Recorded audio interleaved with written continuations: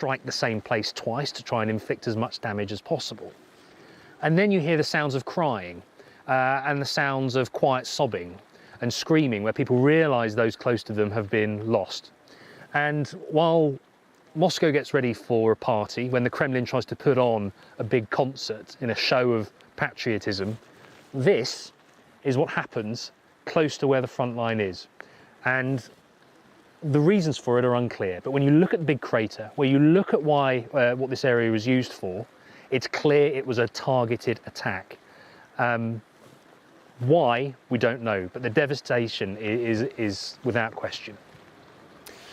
James Waterhouse in Zaporizhia, thank you very much indeed. Ewan O'Neill in Moscow, and this is big day for Russia. Vladimir Putin is expected to sign a decree shortly, starting the process for the arrival of President Putin. Significantly, Defence Minister Shoigu is there, Sergei Lavrov, and also the 4 Russia-appointed leaders of these regions, also members of the Russian Orthodox Church.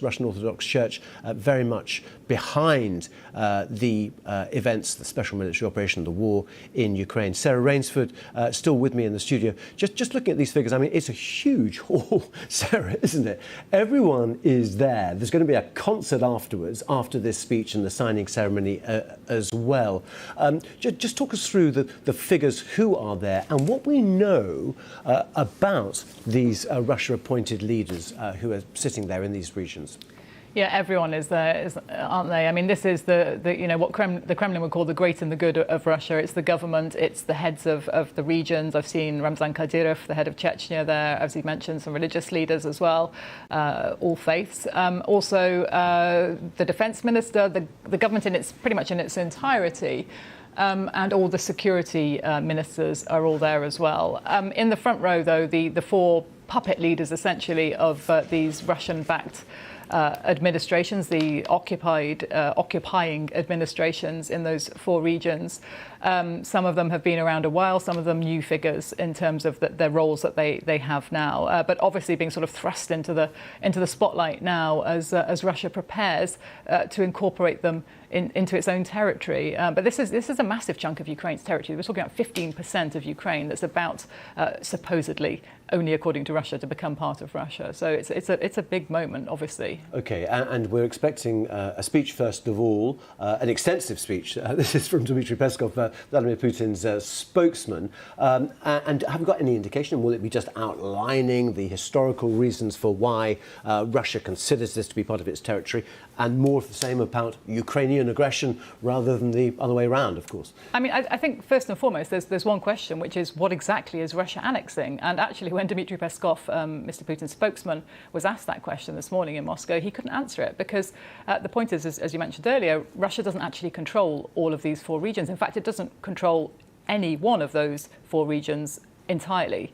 So the question is, what exactly is Russia annexing? Hold that thought, because we've got a map, actually, of the regions, which I just want to bring up now. And you can see the areas in red is what we believe, or Russian is in those areas there. But there are quite a few areas of white as well, aren't there? So is that all going to be part of the annexation process? Well, when pushed, Dmitry Peskov talked about Donetsk and Lugansk being recognised at their 2014 borders, which for Russia essentially means the entirety of the Donetsk and Lugansk regions. Lugansk is almost entirely controlled currently by Russian forces. Donetsk is not, palpably it is not. It's almost half, I think, of it is still controlled by Ukraine, and Ukraine has been pushing forward. It's been making advances within Donetsk, even today in Lyman. I mean, there are advances on the ground. And then there's Kherson and Zaporizhia. James was talking earlier from Zaporizhia. Zaporizhia city, the big city there, is controlled by Ukraine. So where exactly is Russia annexing, and how on earth can it make this somehow look legitimate? It's always very concerned to make things look legitimate, but obviously this is, clearly not that. Once we stay with these live pictures, because we think President Putin is going to come in any moment now. Let's just see if we can speak to Domitila Sagramusa, Senior Lecturer in Conflict and Security at the War Studies Department at King's College London, Russian military export. And just as Sarah was talking about Liman, that area southeast of Kharkiv, just explain how territorially significant and in terms of the war programme, the war effort, how important this would be, Domitila, if Ukrainian forces were to encircle Russian troops there. Well, thank you very much for inviting me. Liman was really one of the additional sort of bridgeheads towards the important cities of Slavyansk and Kramatorsk, where the Ukrainians had sort of the bulk of their headquarters of their joint armed forces, which were defending, for many years, the whole Donbas region. So to a great extent, it reduces the pressure on Slavyansk and Kramatorsk, and it also allows Ukrainians to move further eastwards towards Kremina, towards Rubizhny, and eventually also to challenge Lysychansk and Severnodonetsk. So this is a really very important moment. There's also a very important presence of Russian armed forces there, elements of the 20th Combined Arms Army. There are also, volunteers and LNR forces. So this is really quite significant if Ukrainians, as it seems, are able to surround the place and cut off the supplies, which is what is actually happening, that these forces that are now in a pocket and they're not able to be resupplied. And also the exit lines are apparently also being bombed. So the lines that would allow them to leave and to go towards Kremina are also under artillery attack. So they are really now in a very, very difficult position if they do not surrender themselves. Denis Pushilin, the self-appointed leader of the Luhansk region, said that this was not a serious move by Ukrainian forces and that Russia would have to learn from its mistakes. So strategically, has Russia been outmaneuvered here? And how many Russian troops are we talking about in Liman? I don't have the exact number of troops that are located there, but certainly, this whole sort of Kharkiv front has shown the weaknesses of the Russian armed forces. They didn't have the necessary reinforced presence there. It was really not protected effectively by Russian armed forces. There were some volunteers. There were troops from the LNR and DNR. So the whole sort of front of Kharkiv has been really a big blunder for the Russians. And this has what really prompted calls for mobilization. But as we know, there are a lot of problems with mobilization because there isn't time for proper training. There isn't adequate equipment and a training infrastructure, because a lot of those who could be carrying out training are actually on the ground carrying out the fight. So, reinforcements are being sent to many of these areas, and there is hope that with mobilization, many tasks can be carried out in sort of not on the front lines, but in the sort of rear areas. And then eventually better troops can be sent to the front lines. But at the same time, Ukrainians are receiving more sophisticated equipment. There is talk that they will be receiving additional HIMARS, which can hit in the rear, ammunition depots, command and control centers, and also very strategic lines of communication. So the Russians really are in a very precarious situation at the moment. And I think that this declaration that we're going to hear today and this sort of official annexation of these areas, doesn't really match developments on the ground, as was mentioned by your correspondent. It is a bit surreal if we think of it. And it is in very strong contrast to what was happening several years ago as far as Crimea is concerned, when there hadn't been much fighting and the Russians were much more effectively in control of the peninsula, and there wasn't really a military challenge. Here we see that the Russians not only are advancing in the Kharkiv front, they are slowly going to challenge potentially Severodonetsk and Lysychansk, but they're also advancing slowly in the areas of Kherson in the south. And that is an area where Russia also sent a significant amount of reinforcements. And we know that in these areas, there are many Russian troops that are kind of stuck between these areas and a river they cannot cross effectively and receive reinforcements. Okay. So I think from a military point of view, the situation for the Russians is not very promising. OK, Domitila, please stay with us. Let's pick up on some more thoughts with Sarah Rainsford, who's in the studio with me now. Sarah, just looking at the pictures here, we've just seen Dmitry Medvedev there as well, who ping-ponged with Putin in terms of president and prime minister for so long, now in a different role. I just wanted to pick up on the Russian-appointed leaders of these regions, because just looking at their backgrounds, all of them born in Ukraine, but a lot of them had spent quite a lot of time training, working in Russia as well. And in particular, Donetsk and Luhansk regions, those had been self-appointed republics after Crimea for some years. Yeah, Denis Pushilin's been around a long time. Certainly he's a well-known figure as the head of this self-styled DNR, the People's Republic of Donetsk. So he's well-known. The others, somewhat less so, certainly to the wider I'd say even Russian world. You know, in Russia, they're not well-known, prominent figures.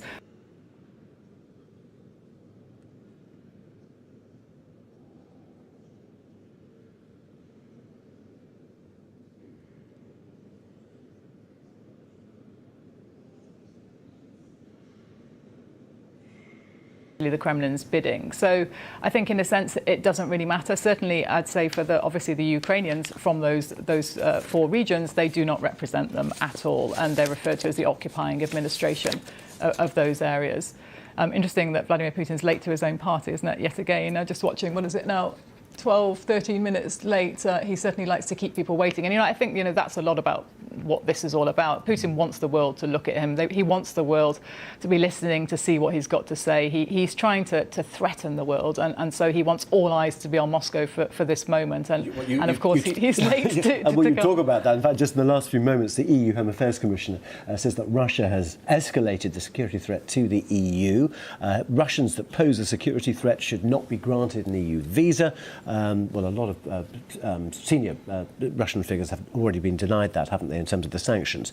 Russians with a visa cannot stay in the EU, he says, longer than 90 days. Well, as we wait for President Putin to come to the stage, worth pointing out that Barack Obama was always very late as well, but maybe I'm not sure he predicted quite as late as Putin tends to be. Maybe not for quite as long as this. Let's speak to Nikolai Petrov from Chatham House, a former advisor to the Russian government of the 1990s. Really, I suppose just your thoughts about this, and as I was saying, asking Sarah, the speed of this at a time of mobilisation, which is proving really very unpopular, certainly in certain sections of the Russian Federation at the moment. I think that what we do witness now can be seen as signs of Putin's and the Kremlin's weakness rather than strength. The problem is that Russian army is failing in course of Ukrainian counteroffensive during the whole month, and Putin being not able to change the situation to his favor militarily is trying to do this politically. And what we are waiting for now can be seen as the repetition of what has happened on February 22nd, when in similar circumstances, it was announced that the Kremlin recognizes so-called Donetsk and Luhansk People's Republics. But according to the well-known wisdom, the history repeats itself twice. One is a tragedy, the second time is a farce. It's not entirely the farce today, but the threat Putin is trying to pose is not perceived as seriously and as dramatically today as in February. Just help our viewers understand this as well, because there have been changes, haven't there, to the Russian constitution. And since 2020, so after you advised the Russian government, any Russian leader, Putin included, but also his successors, cannot cede any Russian territory as agreed formally by the Russian Federation. So in your view, I mean, this means that this is now, as far as Russia is concerned, part of the greater Russian Federation forever. Yes, I think this is the Kremlin's position, although we do understand that nobody does recognize these, and as it was already told by Ukrainian authorities and by Western governments, will not change their attitude toward those territories which have been occupied by Russia starting from February and now should be announced parts of Russian territory. And what is important, I think, is also the fact that when recognizing these territories, the Kremlin considers them not in those borders which do exist now as territories occupied by the Russian army, but within borders of pro-Ukrainian regions. So if the territory of the Zaporizhia region is controlled by Russian army now by 79%, then Russian claim will be that the Zaporizhia itself, which is totally under Ukrainian control, is now what will be immediately after the annexation occupied by Ukrainian army, and Russian military actions will be liberation, should be perceived as liberation of those territories which are pro-Russian territories.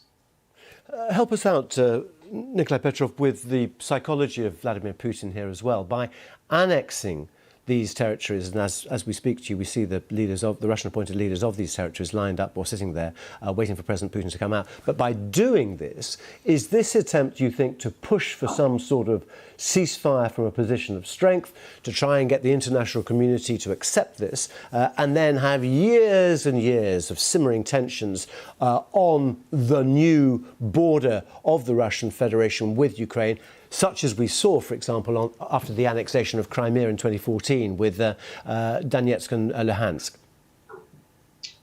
Yes, I think that what we see now is an attempt by Russian government to start long-term occupation, and the fact that those territories will be annexed by Russia now. Okay, Nikolai, I'm sorry, I'm going to cut across you because the grand gold doors are opened and Vladimir Putin walks in. We have a translation for this, so let's just watch and listen.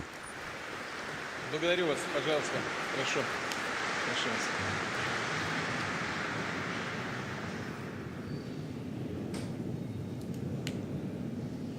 Уважаемые граждане России, граждане Донецкой и Луганской народных республик, жители Запорожской и Херсонской областей, the population of Zaporizhia and Kherson Oblast, the State Duma deputies, senators of the Russian Federation. You know that in Donetsk and Luhansk People's Republic, in Zaporizhia and Kherson Oblast, there were referenda. The results are known, and the results are well known. People made their choice. The only choice. We're signing the agreement of exception to Russia, Donetsk People's Republic, Luhansk People's Republic, Zaporizhia Oblast and Kherson Oblast. I'm sure that the Federal Assembly will support the laws of formation of the 4 new regions in Russia, 4 new subjects of the Russian Federation, because this is the will of the millions of people.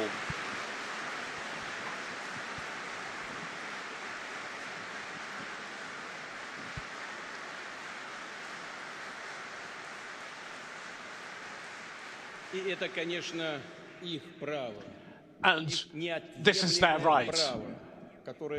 Their natural right, which is firmly signed in the first paragraph of the United Nations status.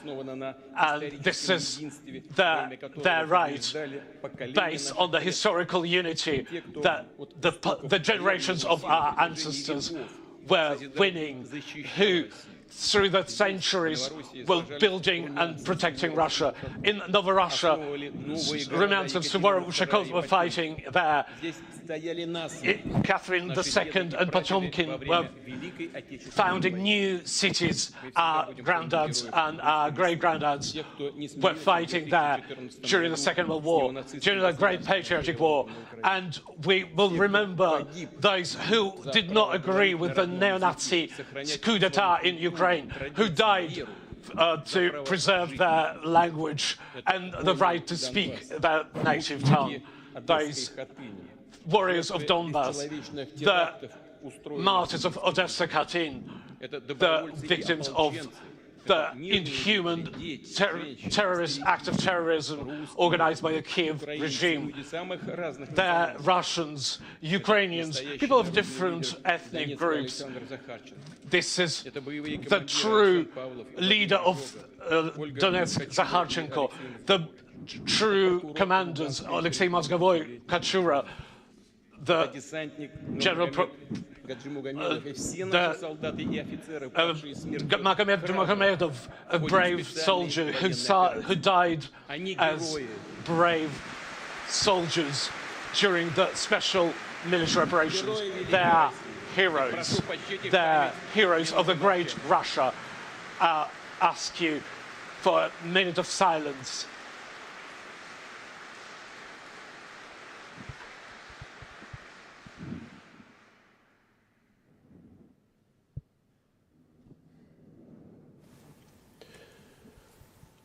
Well, as Russia's great and good, take a minute's silence. Well, it's a very fast minute, actually. If you are just joining us, you are watching President Putin speaking in the St. George Hall of the Kremlin just before his formal annexation, Russia's formal annexation of 4 provinces of Ukraine. Faith and our history, this spiritual connection, were given from generation to generation, were brought through the generations and years, the love for Russia, and nobody can annihilate this feeling. That's why the older generations and young people who were born after the tragedy of the dissolution of the Soviet Union voted for our unity, for our common future. Back in 1991 in Belovesh Kapusha, without asking the will of the citizens, the representative of back then party elite decided to dissolve the Soviet Union, and people got trapped. And this became a national catastrophe, as they were, when after the Russian Revolution, they were creating the republic's borders. That's exactly what happened back in 1991. When they broke apart our great country, and they actually put the people in front of a fact, presuming that they didn't even understand what they were doing and what consequences it will lead. But this doesn't matter. Soviet Union doesn't exist. We can't bring the past back. And Russia doesn't need this today. We are not aiming for this, but there's nothing stronger than the desire of millions of people as to their language, faith, traditions, who treat themselves as a part of Russia, whose ancestors through the centuries were living in the same unified state. And there's nothing wrong of the desire of these people to come back to their truly historic motherland. For all those long 8 years, people in Donbass were subjected to genocide, and in Donbass, but in Kherson and Zaporizhia, people were brought up with hate to everything Russian, and Kiev regime was threatening the school teachers, those women who were working in the electoral commissions, and those million people who decided to express their will. But the unbreakable people of Donbass and Kherson and Zaporizhia, I won't say that word. I want everyone in Kiev and those handlers from the West to hear this, that the people from Donbass Kherson and Zaporizhia will become Russian citizens forever.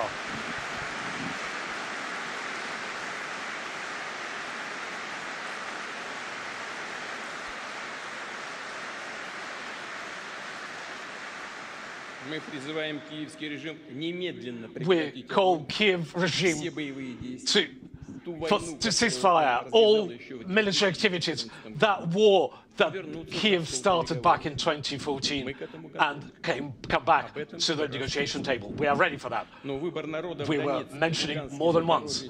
But the choice of the people in Donetsk, Luhansk, Zaporizhia and Kherson, we will not discuss.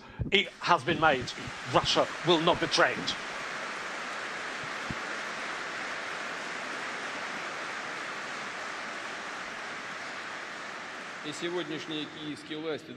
And today's Kiev authorities should take this free expression of will with great respect and no other way.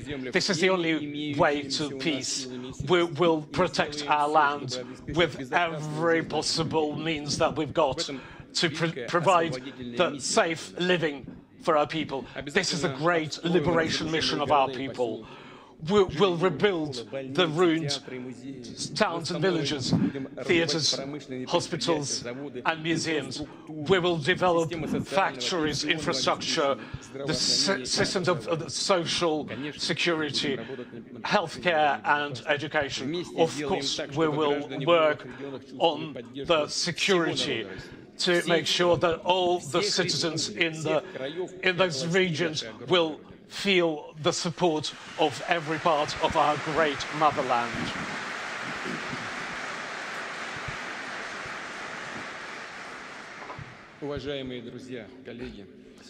Dear friends, colleagues, today I want to appeal to the soldiers and officers who are taking part in the special military operation, to the soldiers of Donbass and Novorossiya, who, after the decree of the partial mobilization, take part in the army, who comes to the military commissariats and special commissions. I want to appeal to their wives and children and mention what we're fighting for, what enemy is against us, who is throwing the world into new worlds and crises, taking some benefits out of it. Our brothers and sisters in Ukraine, it's a native part of our unified people, saw what the so-called authorities in the West are getting of the whole humanity ready for. They dropped their masks and they showed their real face. After the breakup of the Soviet Union, the West decided that the world and all of us will be dealing with its diktat and will be okay with its diktat. And the West expected that Russia will not get back on their feet after those awful 1990 years, cold and without any hope. But Russia stood up and became stronger and took its place in the world, whereas the West is looking for another chance to break Russia, to break up our state and to basically bring our peoples to poverty and death. They can't really be okay with the fact that there's this great country in the world which people will never live under someone else's command. West is ready to overstep anything in order to preserve this neo-colonial system which allows it to be a parasite, to use dollar as a power tool and take toll from everything from the world and take the rentals of a hegemony. And this is the absolute, really their total motive for this kind of behavior. And this, hence, they got this aggression to the independent states, to their unique cultures, and they want to take over the integration process, new currencies and centers of technological development. It's very important for them, for all the countries to send their sovereignty to the United States, and some do it voluntarily. Some authorities and leaders of certain countries are happy to become vassals, and some do not. But we've got humanitarian catastrophe after that. Millions of lost and broken human lives, the protectorates, the colonies and semi-colonies, but they don't care. They want their profits. I want to emphasize that in their desire to preserve their unlimited power lies the hybrid war that the collective West is waging against Russia. They don't wish us freedom. They want to see us as a colony. They don't want an equal partnership, but a robbery. They don't want to see us as a free society, but a crowd of slaves. Our thoughts and our philosophy is a direct threat to them. That's why they're making attempts on our philosophers. That's why they're cancelling our culture. Our development and prosperity is a threat to them. They don't need Russia. We need Russia.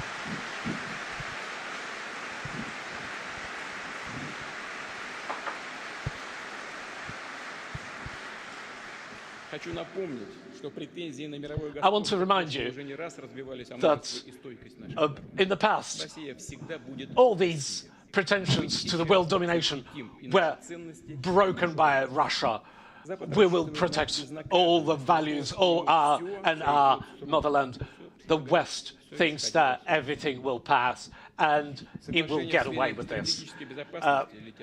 The agreements on the nuclear disarmament and security going to the rubbish bin, the promises not to expand NATO to the east, which our previous leaders were buying, were just a total lie. And it was just all broken up in pieces. We hear that from every angle, oh, the West is protecting the New World Order. But who saw those New World Order rules? Who discussed them? This is a madman's raving. It's a total lie. The double or treble standard. They think we're fools. Russia is a great 1,000 years civilization and country, and all these false rules are not applied to us. We will not live according to those rules.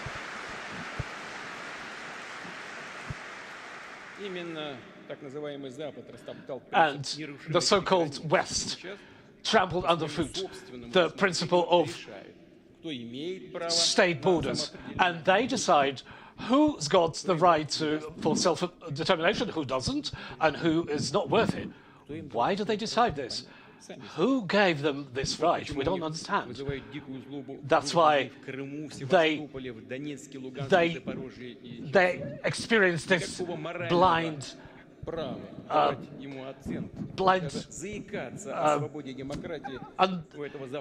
they can't really take it. The West cannot accept it. The Western elite deny not only the international sovereignty and international law, their hegemony has all signs of apartheid and despotism. They divide up world onto their vassals, the so-called civilized countries, and all the rest, who, according to the modern-day Western racists, should be modern barbarians and savages. They call the whole nations and states that. And there's nothing new in it. The Western elites were like this always. They were colonial, and they discriminate people in different groups, first, second, and so on. We never accepted this political racism and nationalism. Russophobia is a classic type of racism, which is spreading out in the world. The absolute the notion of the West that it's neoliberal civilization and culture, it's the example for the whole world. Who's not with us is against us. It sounds strange. Even in its historical crimes, they're being blamed on someone else, demanding that all the people from different countries to say sorry for something they are not guilty of. I have to demand that the West started its colonial policy in the Middle Ages, and which was followed by the slave trade, the genocide of Indian tribes in America, the ransacking of China and India, the wars against China, which made China open its ports for the opium trade. The whole nations were made drug dependent, and they were doing this real hunt against the humans. And truth, freedom, and we are really proud that back in the 20th century, our country headed the anti-colonial movement in the world in order to overcome diseases and hunger. One of the reasons behind those many years of Russophobia lies in the fact that we didn't allow us to get robbed during the colonial power and the land grab. This was achieved by creating a strong centralized state in Russia, which was developing and getting stronger, based on the Orthodox religion, Islam, Judaism and Buddhism, on the open to the Russian culture and Russian word. We know that there were many plans of invasions of Russia, and we're talking about the different eras, but they didn't manage.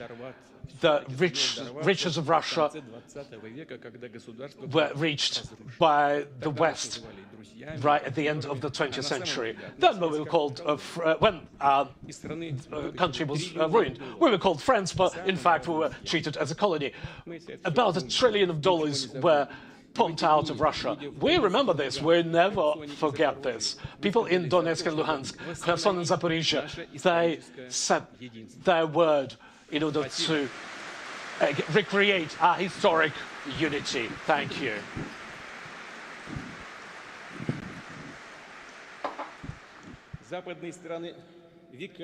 The Western countries, through the centuries, keep saying that they bring freedom and democracy to other people. And it's exactly the opposite. Instead of democracy, it's repressions. Instead of freedom, it's violence. All the single polar world order, it's a hypocrisy. And USA is the only country in the world using twice the nuclear weaponry, ruining 2 cities in Japan, and they created a precedent. I remind you that the US, together with the English, they created ruins without any need for that.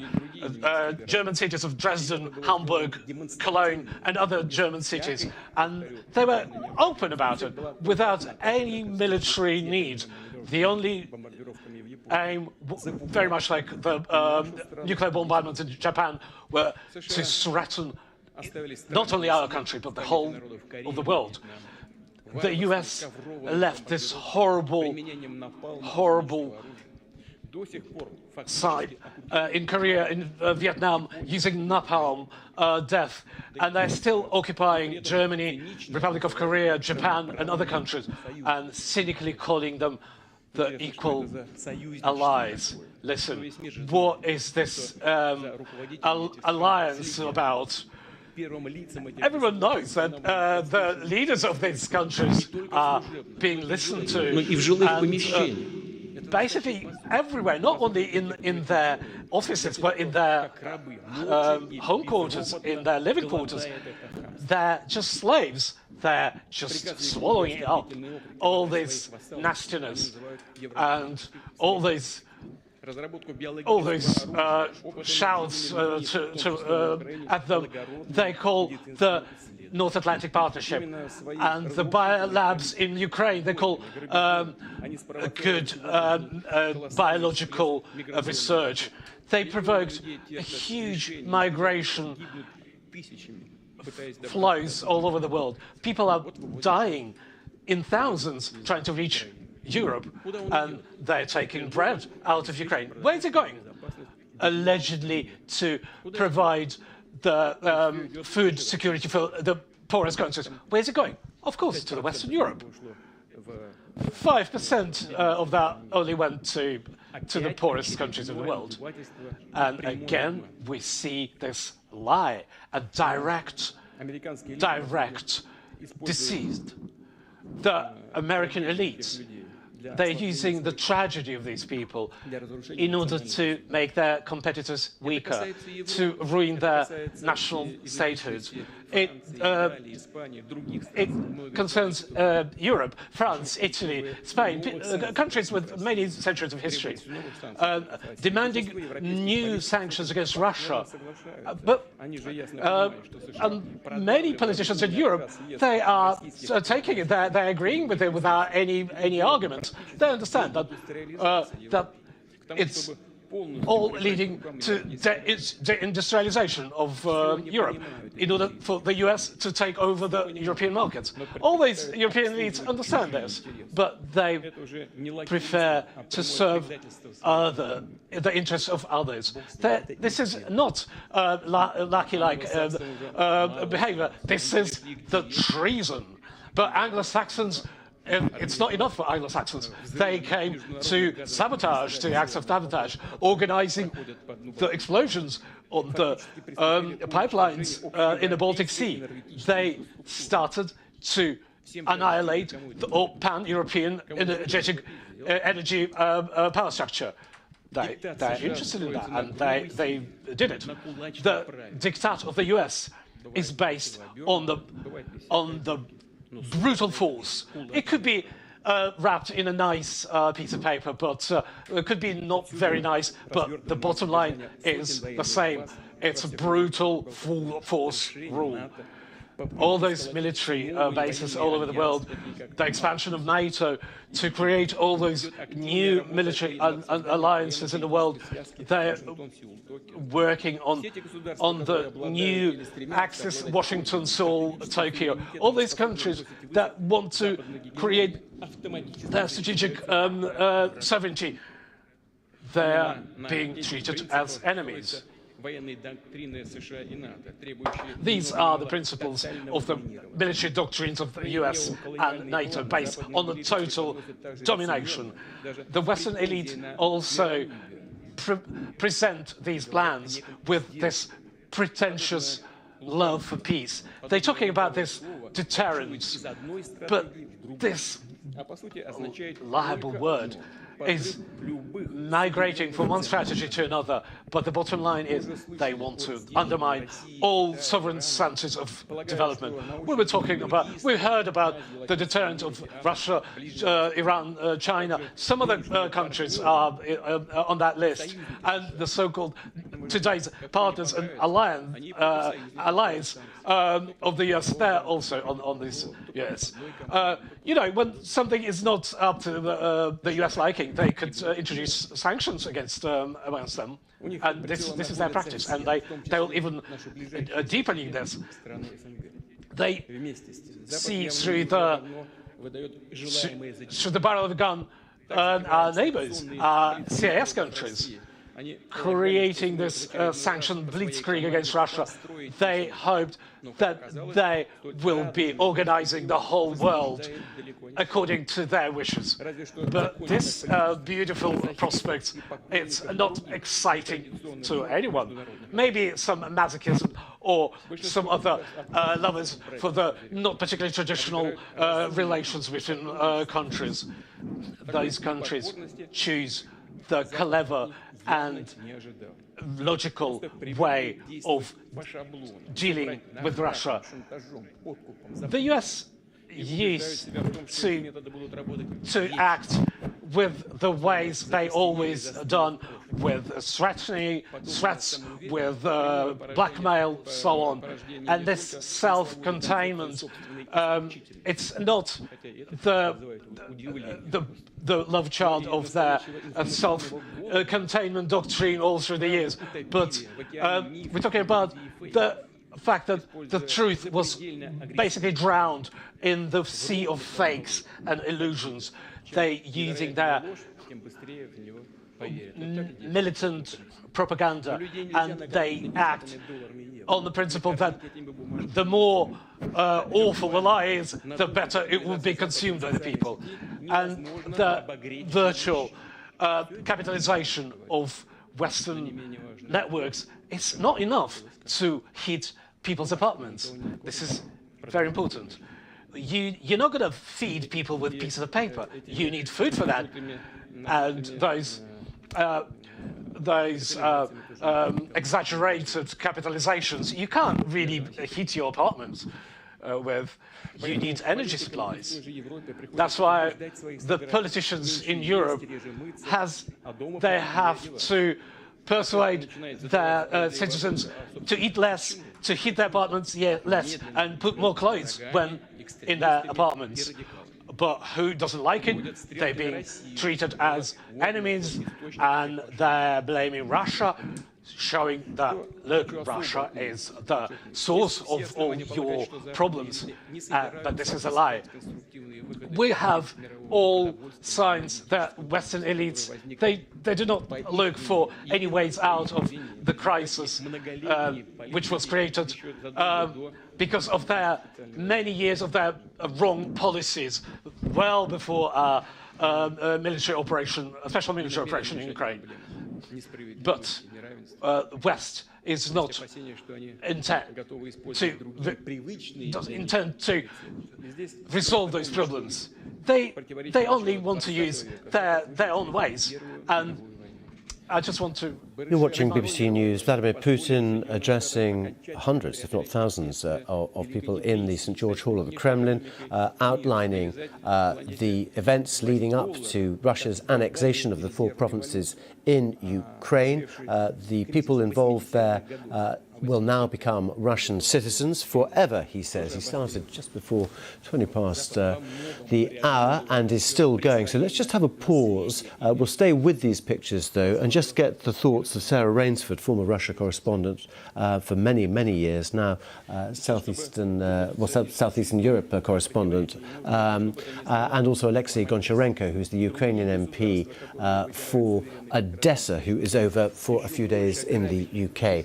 Let's go back to those pictures just as we discuss what President Putin's been saying, Sarah. I mean, the same historical grievances, but what in particular about these 4 regions?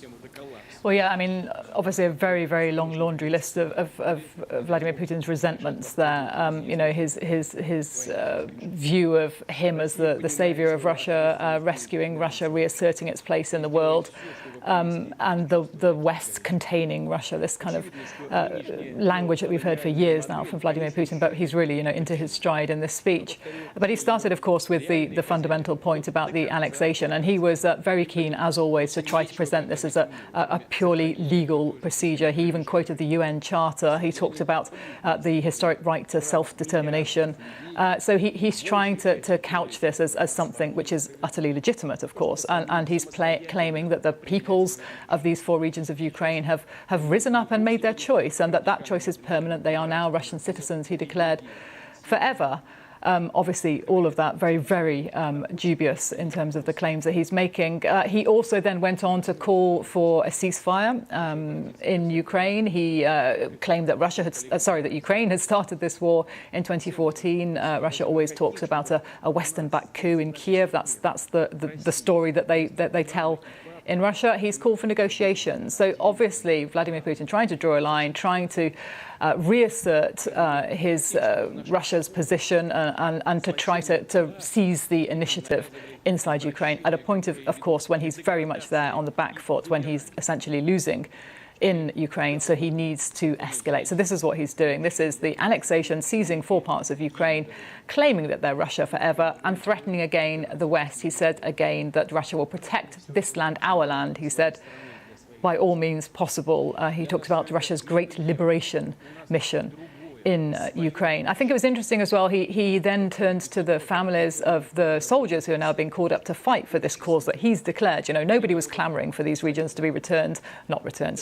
become part of Russia. It is not a popular public cause. So he has to sell it, because now men are going to have to go and die and fight and possibly die for that cause. So he tried, but when he tried to explain why this was happening, apart from saying that it was the will of the people and Russia has to support that, he again just was talking constantly for about half an hour now about the West trying to contain Russia. So he's painting this very much as a fight between Russia and the West, and that's why he's essentially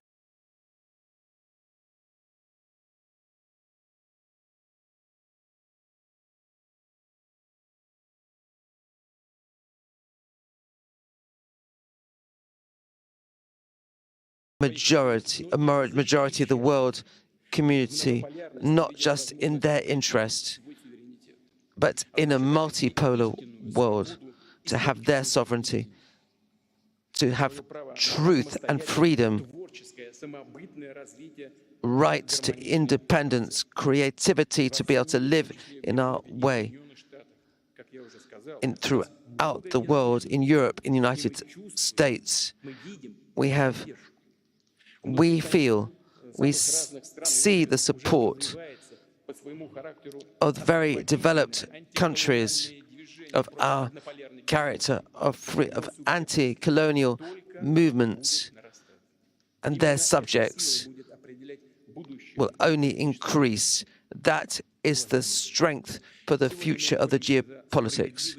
Dear friends, today we are fighting for a fair way for ourselves, for Russia above all, so that this dictate, this despotism, we are convinced that the people and countries will understand that countries are built exceptionally, whatever way it is, for culture, for the peoples, with them going against their crimes.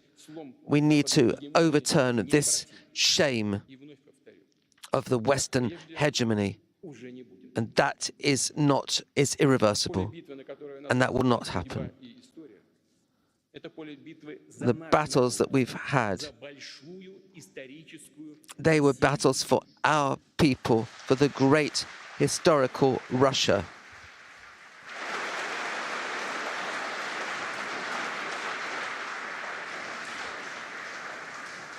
For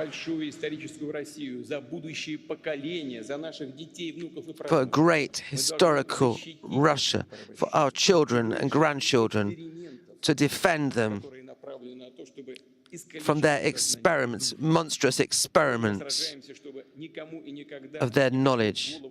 Today, we are fighting so that our people, Russia, our language, our culture can never be taken away.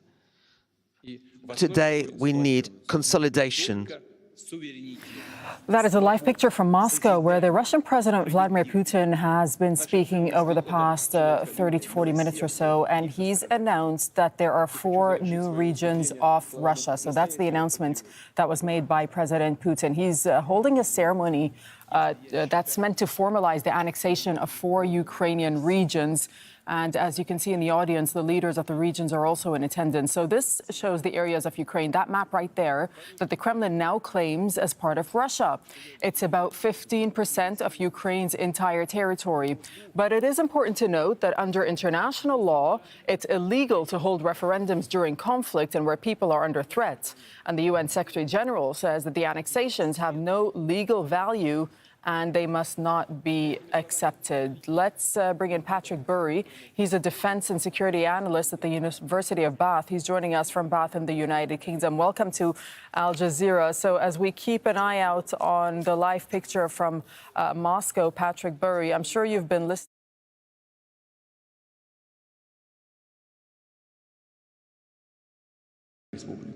Жители Запорожской и Херсонской областей Они сделали выбор быть со своим народом, быть с Родиной, жить ее судьбой, побеждать вместе с ней.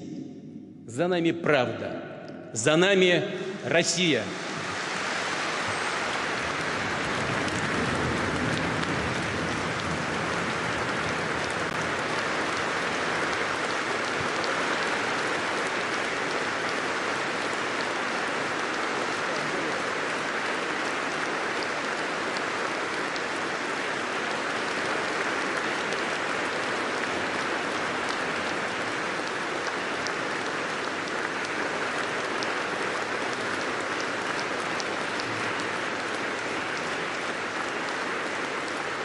Начинается церемония подписания документов.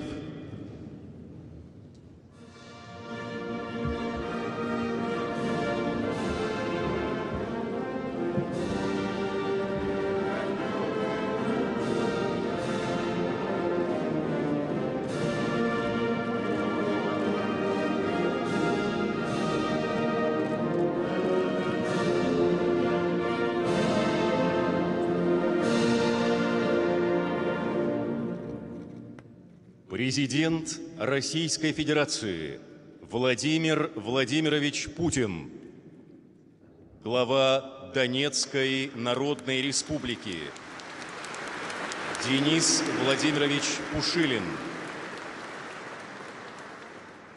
глава Луганской Народной Республики Леонид Иванович Пасечник,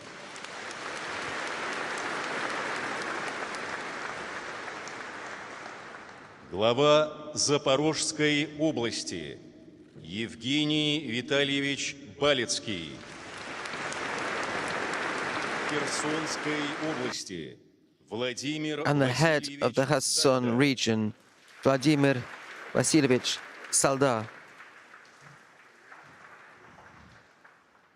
Подписывают договоры между Российской Федерацией Signing an agreement between the Russian Federation and Donetsk People's Republic. The Russian Federation and the Lugansk People's Republic.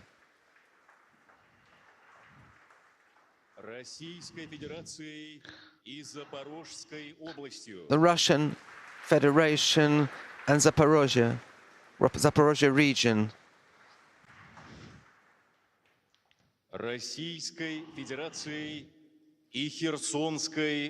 The Russian Federation and Kherson region. About the passing into the Russian Federation, receiving into the Russian Federation the Donetsk People's Republic, the accession the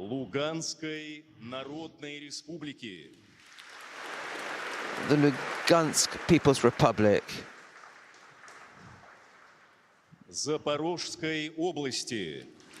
Lugansk People's Republic,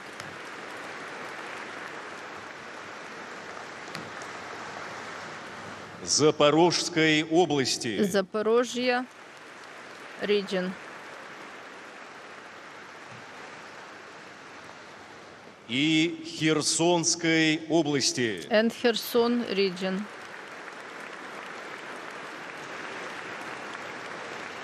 и образовании в составе Российской Федерации and creation субъектов within the Russian Federation of new subjects.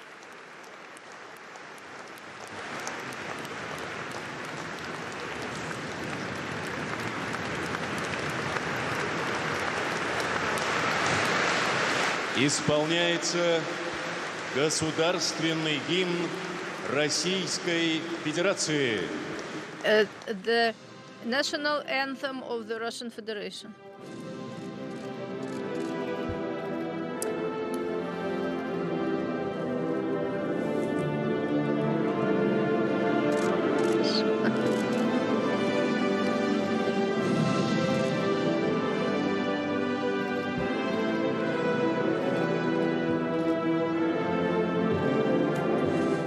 a photo opportunity for Vladimir Putin as he signs decrees with the 4 leaders of the areas that are, as far as Russia is concerned, now formally annexed.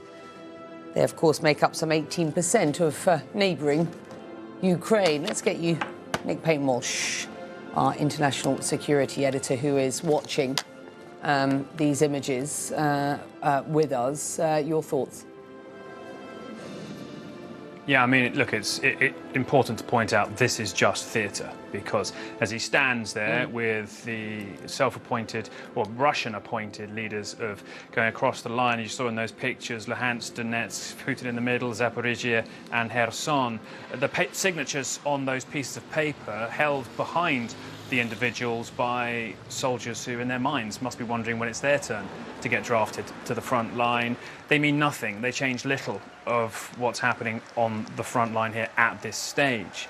And I should point out that, you know, some of the men standing either side of Putin are the successors of individuals who Russia's installed in those regions who have been killed or assassinated in previous months, some relatively recently. And so this is not a happy gathering. Far from it. Around this are the knowledge that there are people that they know who have been killed in this war that Putin chose to prosecute, still calling it a special military operation. Here we have this bizarre team handshake with all their hands being put together. I mean, remarkable. And you have to think that in that enormous room of Kremlin dignitaries standing now for the Russian anthem, which is still what the Soviet anthem was. They kept that after a period of not having it in the 90s. I can't actually hear what they're singing together, but it is quite extraordinary to have this forced scene of unity and jubilation for a country that may have lost, by some counts, 20,000, 50,000 troops in this last 7 months, that is now seeing families torn apart as individuals are mobilised and sent to the front line, it seems sometimes with no training even, to a front line where Ukraine continues to make advances, simply it seems through better strategical decisions. And so this scene in the Kremlin where, yes, there was a moment where people stood after the signing, slightly patchy, not immediate. We're now seeing the outside of the Kremlin on a particularly staggeringly beautiful day. And that is just so distant to the utter horror and ugliness of what Russia's been inflicting on the Ukrainian people for the past 7 months. So this split screen continues. And I should point out, so much of Putin's speech was simply a tirade from his revisionist view of history, of how Russia has been ill since what he called as the greatest geopolitical tragedy of the 20th century, the collapse of what we now call the former Soviet. Recognise those annexed parts as being part of Russia. We'll return to that story in a little while. Well, a coroner has concluded that social media did contribute to the death of 14-year-old Molly Russell, who took her own life 5 years ago. People's lives have been lost. And in that room, surely, how many individuals there have felt their lives impacted and damaged by Putin's choice to invade Ukraine in February, Becky? Nick Payton-Walsh. As Vladimir Putin was speaking, the head of President Zelensky's office posting a brief comment on Telegram saying, and I quote, "We continue to work and liberate Ukrainian territories. We do not pay attention to those who should take pills. The army is working. Ukraine is united. Only forward," he said. Well, that's the image that President Putin would want you to see, to chants of Russia, Russia, Russia. The Russian president there shaking hands and more with the heads of the Russian-installed regions of Ukraine. I'm going to take you back to my colleagues in the US for our continuing coverage of the destruction of Hurricane Ian. Herculean effort. There's also the assessment, of what's been damaged that's going to impact the entire community. And of course, the power is a big issue. There are people that are working. I think Lee and Charlotte have about 15% restored. There's going to be able to be some more restored likely in the relatively near future. There is going to be some that's going to require some rebuilds. And so the utilities, FP&L's down there, was down there first thing. They understand that. And